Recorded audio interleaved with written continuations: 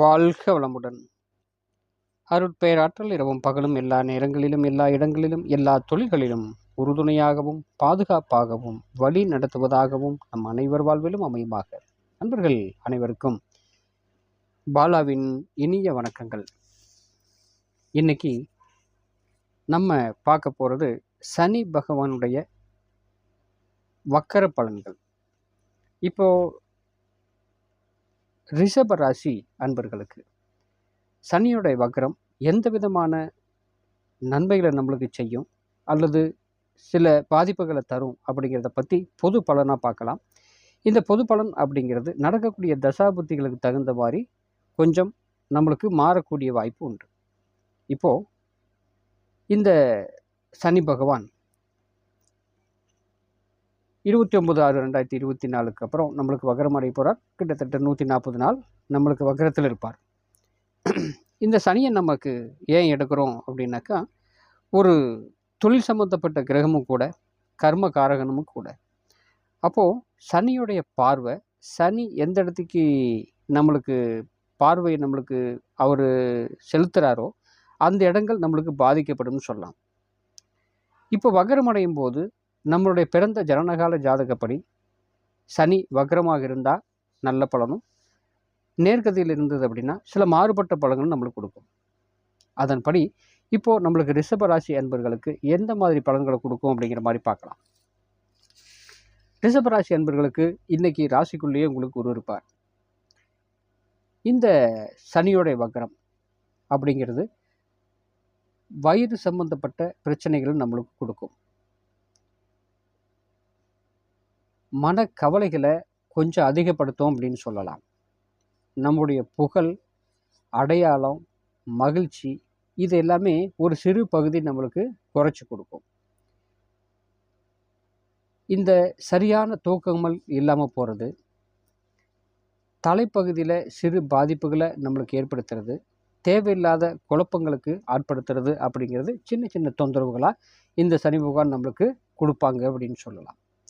அதுக்கடுத்தது இந்த வண்டி வாகனங்கள் நம்ம பழசை கொடுத்துட்டு புதுசு வாங்கிறது, சுபகாரியங்கள் நம்ம வீட்டில் நடக்கிறது, வியாபாரம், வீடு இந்த வகையில் நம்மளுக்கு லாபங்கள் ஏற்படுறது, சில வெற்றிகள் இந்த சமயத்தில் நமக்கு கிடைக்கும்னு சொல்லலாம். தாய் சம்பந்தப்பட்ட வகையில் சில சின்ன சின்ன மருத்துவ செலவுகள் நம்மளுக்கு வரும். ஒரு பெரிய கண்டம் நம்மளுக்கு இல்லை அப்படின்னாலும் கூட மருத்துவ செலவுகள் நம்மளுக்கு வரக்கூடிய வாய்ப்பு நம்மளுக்கு உண்டு. கால்நடைகள் வச்சுருக்கிறவங்க, பசு, ஆடு, மாடு இந்த மாதிரி வச்சுருக்கிறவங்களுக்கு நல்ல ஒரு லாபங்கள் கிடைக்கக்கூடியதாக நம்மளுக்கு அமையும். இந்த சமயத்தில் என்ன பண்ணும் அப்படின்னு சொன்னால், இந்த புதையல், லாட்ரி இது மூலிமா சிறு வருமானம் நம்மளுக்கு ஒரு திடீர் அதிர்ஷ்டம் ஏற்படும் இல்லையா, அந்த மாதிரி நம்மளுக்கு கிடைக்கக்கூடிய வாய்ப்பு நம்மளுக்கு உண்டு. தாயோடைய உடல்நிலை மட்டும் கொஞ்சம் கவனமாக பார்த்துக்கிறது நல்லது. கோயிலுடைய திருப்பணிகளுக்கு நம்ம பணம் கொடுக்கறது, நண்பர்கள் மூலிமா நம்மளுக்கு உதவிகள் நம்மளுக்கு ஆகிறது, ஒரு சிறு தூர பயணம் அப்படின்னு சொல்லுவாங்க. ஒரு இடத்துக்கு நம்ம ஒரு தீர்த்த யாத்திரைன்னு சொல்லுவாங்க. அதாவது கோயிலுக்கு வெகு நாளாக நம்ம போக முடியாத ஒரு கோயில்களுக்கு இந்த சமயத்தில் போயிட்டு வரலாம். அதே சமயத்தில் நம்மளுக்கு ஒரு சின்ன சின்ன தடங்கல்கள் நண்பர்கள் மூலிமா ஏற்படக்கூடிய வாய்ப்பு நம்மளுக்கு இருக்குது. இது எப்படி இருக்கும் அப்படின்னு சொன்னால், நம்மளுக்கு ஏதாவது உதவி கேட்டிருக்கலாம் நண்பர்கிட்ட, அந்த உதவிகள் நம்மளுக்கு கிடைக்கிறதுக்கு தாமதமாகி கிடைக்கும் அப்படின்னு சொல்லலாம். நம்ம நினச்ச நேரத்தில் நம்ம ஆசைப்படக்கூடிய நேரத்தில் அந்த உதவிகள் நம்மளுக்கு கிடைக்கிறது சில தடைகளுக்கு ஏற்படுத்தும். அதுபோக இந்த ரிஷபராசி அன்பர்கள் ஏதாவது நம்ம ஒரு ஹார்டான வேலை, ஒரு கட்டட வேலை செய்கிறவங்க, இரும்பு சம்மந்தப்பட்ட வேலைகளை செஞ்சிட்ருக்கிறவங்க கொஞ்சம் கவனமாக இருக்கிறது நல்லது. ஒரு மாடி கட்டடத்தில் இருக்கிறவங்களுக்கு ஏதோ ஒரு சின்ன சின்ன இரத்த காயங்கள் ஏற்படக்கூடிய வாய்ப்பு நம்மளுக்கு உண்டு. இல்லை அங்கேருந்து ஏதாவது கொஞ்சம் தவறி விழக்கூடிய வாய்ப்பு இந்த சமயத்தில் கொஞ்சம் அதிகமாக இருக்குது இந்த சனியோடைய வக்கரத்தினால. அதனால் நம்மளுடைய தொழில் ரீதியாக வேலை செய்கிறவங்க, இந்த மாதிரி கடுமையான கொஞ்சம் வேலையில் இருக்கிறவங்க கொஞ்சம் கவனமாக இருந்துக்கிறது நல்லது.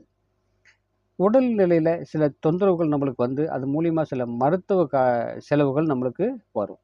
அப்புறம் இந்த மன ரீதியான பாதிப்பு அப்படின்னு சொன்னோம் இல்லையா, அப்போது இந்த மனம் என்ன அப்படின்னா ஒரு தாழ்வு மனப்பான்மைக்கு போயிடும். ஒருவேளை நம்ம காரியங்கள் இனிமேல் நிறைவேறாமையே போயிடுமோ, தடங்கள் ஏற்பட்டுக்கிட்டே இருக்குதே, ஒருவேளை தீராமல் போயிடுமோ அப்படின்னு மனசு தானே நினைக்கக்கூடிய சூழ்நிலையை நம்மளுக்கு உருவாக்கும். அதனால் அந்த மாதிரி ஒன்றும் நம்மளுக்கு கண்டினியூவாக நிரந்தரமாக நடக்கிறதுக்கு உண்டான வாய்ப்பு இல்லை. இது தற்காலிகமான ஒரு தடங்கள் தான்.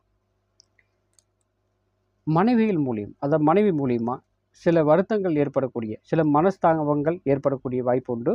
பேச்சு வாக்கில் நம்ம கொஞ்சம் கவனமாக நடந்துக்கிறது நம்மளுக்கு நல்லது. அதாவது பக்கத்து வீட்டு ஆட்கள், நம்மளுடைய நெருங்கிய உறவினர்கள், பங்காளிக, இவங்ககிட்ட தேவையில்லாத வாக்குவாதங்கள் வேண்டாம். அந்த மாதிரி வாக்குவாதங்கள் நம்மளுக்கு இருந்தது அப்படின்னா பகை உண்டாயிரும். வீணான தேவையற்ற பகை நம்மளுக்கு உண்டாயிரும் அப்படின்னு சொல்லுவாங்க. வீண் அலைச்சல் ஏற்படக்கூடிய வாய்ப்பு இந்த சமயத்தில் அதிகம். எங்கே செல்கிற மாதிரி இருந்தாலும் ஒரு வாட்டி 2 வாட்டி யோசித்து பயணத்தை மேற்கொள்கிறது நல்லது.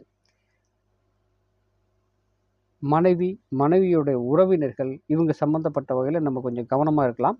அவங்க மூலிமா ஏதோ நம்மளுக்கு தடைகளோ இல்லை வீண் விரோதங்களோ ஏற்படக்கூடிய வாய்ப்பு நம்மளுக்கு அமையும். இந்த சமயத்தில் இந்த ரிஷபராசி அன்பர்களுக்கு கோர்ட்டு வழக்கு இந்த சம்மந்தப்பட்ட வகையில் ஏதாவது இருந்தது அப்படின்னா நம்மளுக்கு சாதகமாக கொஞ்சம் வராத நிலைமை, அந்த தீர்ப்போ இல்லை அவங்க அந்த மூலிமா நமக்கு கிடைக்கக்கூடிய நல்ல சமாச்சாரங்களை எதிர்பார்த்துட்டு இருந்தோம் அப்படின்னாக்கா அது கொஞ்சம் நம்மளுக்கு தடைபடும் அல்லது தாமதப்பட்டு நடக்கும். இந்த சமயத்தில் பெருசாக நம்மளுக்கு எதிர்பார்ப்பு நம்மளுக்கு வேண்டாம் அப்படிங்கிற மாதிரி இருக்கு. இப்போது இடுப்பு பகுதி கீழே ஒரு சிறு பகுதி நம்மளுக்கு பாதிக்கக்கூடிய வாய்ப்பு நம்மளுக்கு இருக்குது. அதனால் வண்டி வாகனங்களில் போகும்போது கொஞ்சம் கவனமாக போயிட்டு கவனமாக வர்றது நல்லது. பொருளாதாரம் மேம்பாடு அப்படின்னு சொல்கிறது நம்மளுக்கு திடீர் அதிர்ஷ்டம் மூலிமா கிடைக்கிறதா இருந்தாலும் கூட மருத்துவ செலவுகள் சிறு பகுதி இது கூடக்கூடிய வாய்ப்பு இருக்குது அப்படிங்கிற அதனால் நம்ம கொஞ்சம் கவனமாக இருந்துக்கிறது நல்லது. வெளியில் போகும்போதும் வரும்போதும் ஒரு 1/4 மணி நேரத்துக்கு முன்னாடி கிளம்பிடலாம், பொறுமையாக திரும்பி வரலாம். இந்த சமயத்தில் அவசரப்பட்டு எந்தவித முடிவும் இந்த சமயத்தில் எடுக்க வேண்டாம், இந்த சனி வக்கரமாக இருக்கிற காலங்கள் வரைக்கும். அதுபோக நம்மளுடைய வண்டி வாகனங்களுக்கு திடீர்னு ஏதாவது ஒரு செலவு வரும், இல்லை நம்ம ஏதாவது ஒரு பெனால்ட்டி கட்ட வேண்டிய சூழ்நிலை, ஒரு போலீஸ்கிட்டேயோ இல்லை எங்கேயோ ஒரு பக்கம் நம்மளுக்கு பிடிக்கிறாங்க அப்படின்னா தேவையில்லாத நம்ம இந்த ஹெல்மெட் போடாமல் போகலாம். இந்த மாதிரி அரசாங்க அதிகாரிகள் மூலிமா சில திடீர் செலவுகள், சில திடீர் விரயங்கள் ஏற்படக்கூடிய காலமாக இந்த காலங்கள் நம்மளுக்கு அமைகிறதுனால அதில் மட்டும் நம்ம கொஞ்சம் கவனமாக பார்த்து எல்லா பொருளும், அதை இன்சூரன்ஸ் ஆகட்டும் நம்மளோட லைசன்ஸ் ஆகட்டும் கொஞ்சம் கவனமாக வச்சுக்கிறது நல்லது. முடிஞ்ச வரைக்கும் நம்மளுடைய விஷயங்களை, அதாவது ஒரு காரியம் நம்மளுக்கு செய்கிறோம் அப்படின்னா வெளியே அதை சொல்லாமல் இருக்கிறது. இந்த காரியம் நான் செய்ய போகிறேன், எனக்கு இவ்வளோ பணம் வரப்போகுது, நான் இதை வாங்க போகிறேன் அப்படின்னு கொஞ்சம் சொல்கிறத தவிர்த்துட்டு காரியம் முடிஞ்சதுக்கப்புறம் இந்த மாதிரி எனக்கு கிடைச்சிது, இந்த மாதிரி நான் பண்ணேன் அப்படிங்கிறத நீங்கள் வெளியே சொல்லிக்கலாம். அப்போது இந்த காரியங்கள் நம்மளுக்கு வெளியே சொன்னோம் அப்படின்னா என்ன ஆகும் அப்படின்னாக்கா நம்மளுக்கு தடைபடக்கூடிய வாய்ப்பு உண்டு. அப்போது முடிஞ்ச வரைக்கும் உங்களுடைய காரியங்கள் முடிஞ்சதுக்கப்புறம் நீங்கள் வெளியே சொன்னால் போதும், அது நம்மளுக்கு பலனளிக்கும். ரிஷபராசி அன்பர்களுக்கு இந்த சனிப்பெயர்ச்சி கொஞ்சம் சற்று கவனமாக இருக்கக்கூடிய காலமாக அமைகிறது. வாழ்க வளமுடன். மீண்டும் அடுத்த பதிவில் பாலா.